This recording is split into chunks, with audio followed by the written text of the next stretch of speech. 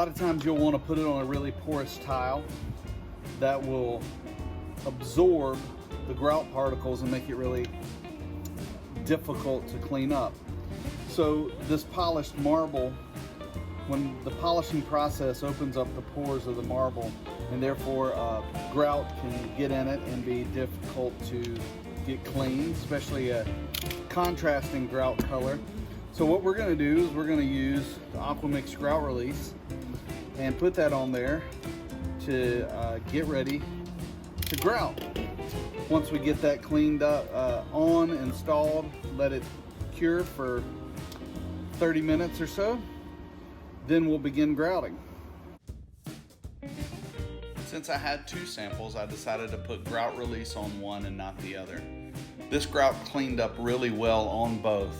The one with Grout Release cleaning a little more quickly.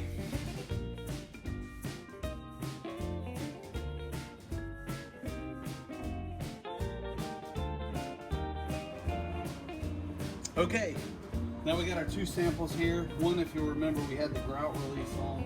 The other one does not have the Grout Release. We'll see which does better. We've got our solid gold grout. We're going to give it a shot.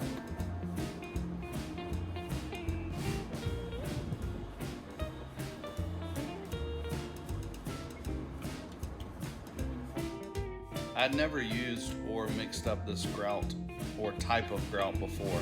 It's very similar to an epoxy base with some urethane qualities in it.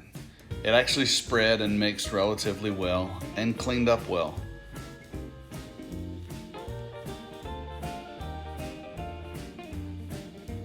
With epoxy type grouts, you can't use too much water after you've done grouting. I have a bucket of water and a white scrub pad that I'm going to use to do my initial clean. After agitating the grout with the white scrub pad, it suspends the residue in water. Now use a clean sponge to wipe off the face of the tile. Both samples cleaned up really well. There was no residue from the grout or particles left on the face of the tile. Consider using a grout release when you have a heavily textured or heavily porous tile, such as brick, concrete, even some stones.